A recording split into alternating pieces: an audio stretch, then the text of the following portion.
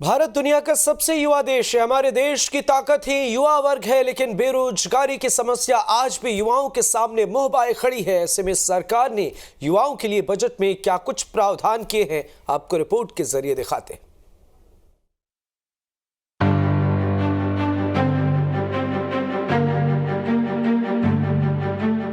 मैं रिबेट की सीमा को नई कर व्यवस्था में 7 लाख रुपए तक बढ़ाने का प्रस्ताव करती हूँ।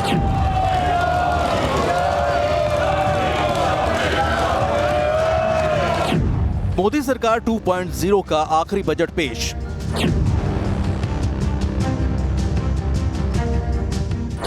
युवाओं के लिए क्यों है ये खास? ये बजट क्या कहलाता है?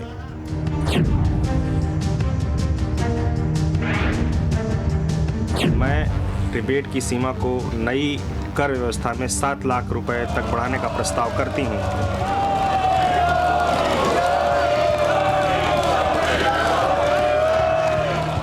उम्मीदों का बजट पेश हो गया है। अटकलों के बाजार पर अब विराम लग चुका है। मोदी सरकार इसे शानदार और जनहित वाला बजट बता रही है। वित्त मंत्री निर्मला सीतारमण ने इसे सप्तर्षि बताया, जिसमें युवा शक्ति पर खास जोर दिया। इस बजट की प्राथमिकताएं। इस बजट में निम्नलिखित 7 प्राथमिकताएं अपनाई गई हैं। वे एक दूसरे का संपूर्ण करती हैं और अमृतकाल के दौरान हमारा मार्गदर्शन करते हुए सप्तऋषि की भांति कार्य करती हैं। समावेशी विकास, अंतिम व्यक्ति तक पहुंचना, अवसंरचना एवं निवेश, सक्षमता को सामने लाना, हरित विकास, युवा शक्ति और वित्तीय क्षेत्र। युवा शक्ति देश के विकास के लिए बैकबोन होते हैं, लिहाजा इसको ध्यान में रखते हुए सीतारमण ने युवाओं के लिए प्रधानमंत्री कौशल विकास योजना 4.0 लॉन्च करने का ऐलान किया है।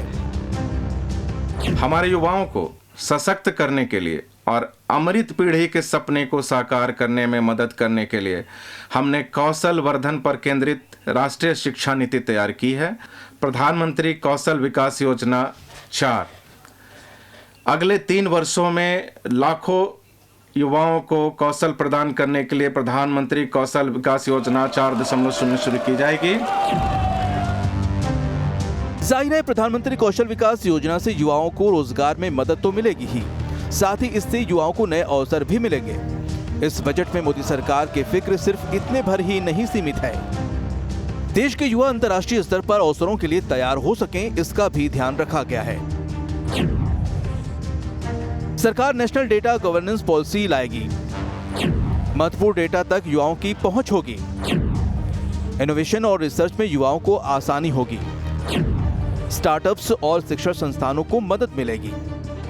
युवाओं को अंतर्राष्ट्रीय अवसरों के लिए कौशल प्रदान करने हेतु अलग अलग राज्यों में 30 स्किल इंडिया इंटरनेशनल सेंटर स्थापित किए जाएंगे।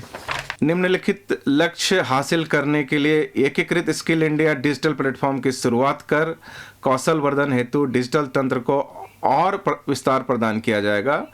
मांग आधारित औपचारिक कौशल वर्धन सक्षम करने, MSME सहित नियोक्ताओं के साथ जोड़ने और उद्यमिता योजनाओं की सुलभता सुगम करने के लिए।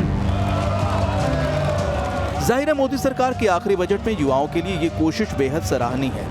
कहीं न कहीं इससे युवाओं को आत्मनिर्भर बनने में काफी मदद मिलेगी। लेकिन देखना ये होगा कि ये पॉलिसी कागजों से निकलकर धरातल पर कब नजर आएगी और युवा इसका कितना फायदा उठा सकेंगे।